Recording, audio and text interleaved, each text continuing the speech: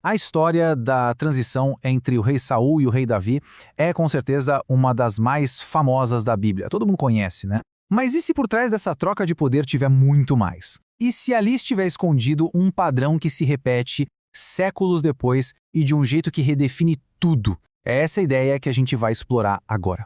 A questão é, será que a gente está olhando só para uma sucessão de trono, uma crise política da época? Ou será que tem algo muito maior ali? A história de Saul e Davi pode ser, na verdade, a chave para a gente entender uma das transições mais importantes de toda a história. É isso que a gente vai investigar. Para a gente conseguir desvendar esse padrão, nosso caminho vai seguir 6 passos. A gente começa com o reino sendo rasgado das mãos de Saul, depois vamos ver como a transição para Davi cria um modelo, em seguida a gente vai encontrar um eco dessa história nas palavras de Jesus, e aí vamos entender como Saul e Davi podem representar a antiga e a nova aliança, para chegar na grande conclusão. Foi uma transição e não uma simples substituição. Bom, para começar, a gente precisa voltar para um momento de pura crise. O profeta Samuel vai confrontar o primeiro rei de Israel, Saul, e a mensagem que ele leva é, bem, devastadora. Gente, essa declaração do Samuel é uma bomba, e a gente precisa prestar muita atenção nas palavras que ele usa. Ele não diz que o reino vai ser destruído ou que vai simplesmente acabar. A linguagem é muito específica, muito forte. O reino foi rasgado de Saul e dado para outra pessoa.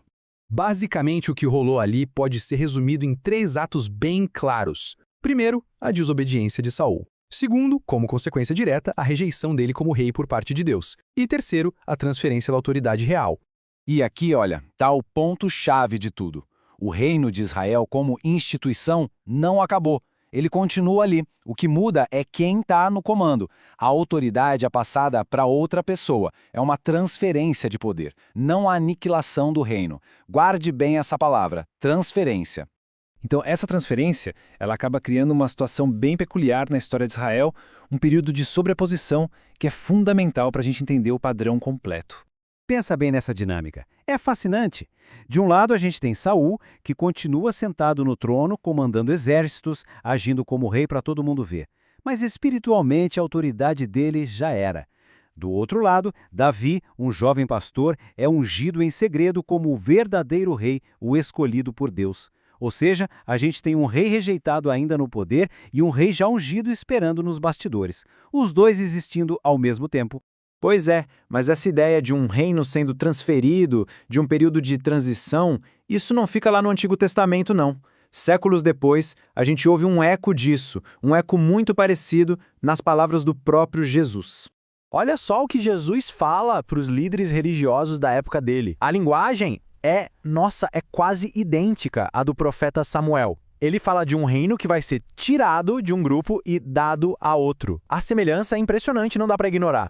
Quando a gente coloca as duas histórias lado a lado, o padrão fica cristalino. É impressionante. A ação de Saul, desobediência a Deus. A da liderança judaica, rejeição ao Filho de Deus. A consequência para Saul, perdeu o reino. Para a liderança, Jesus avisou que o reino seria tirado deles. E a transferência?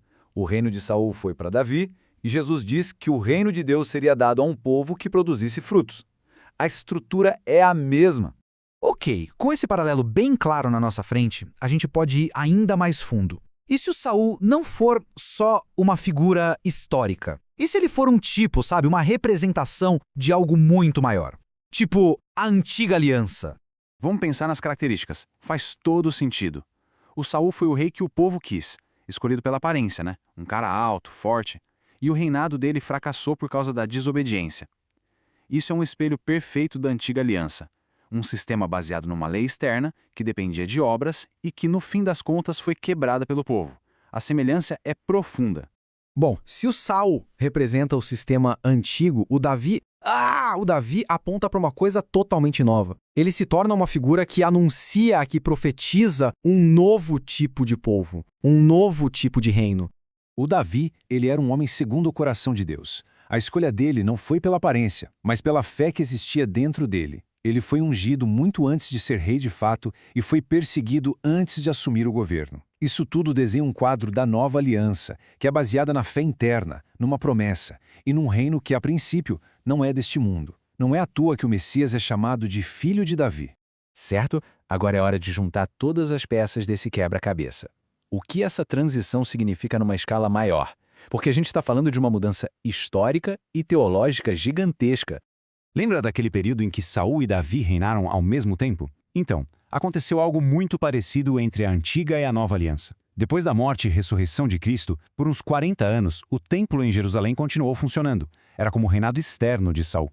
Mas a verdadeira autoridade espiritual já tinha sido transferida para Cristo e sua igreja. A destruição do templo, lá no ano 70, foi só o fim visível, o ponto final daquele sistema antigo. E é aqui que a gente chega no coração de toda essa análise. A questão não é simplesmente um povo substituindo o outro. É muito mais profundo. É sobre a própria maneira como Deus se relaciona com a humanidade, passando por uma mudança fundamental, uma transição de aliança. Então, para resumir o que a gente tira disso tudo, o reino de Deus continuou. O rei, o próprio Deus, claro que continuou mesmo. O que mudou, o que foi redefinido, foi o povo desse reino. A identidade deixou de ser baseada na linhagem, na herança de sangue e passou a ser baseada na fé em Cristo.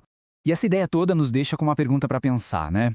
Se a identidade do povo de Deus foi fundamentalmente redefinida pela fé e não pela linhagem, quase 2000 anos atrás, o que isso significa para como a gente entende comunidade, identidade e a quem pertencemos hoje em dia?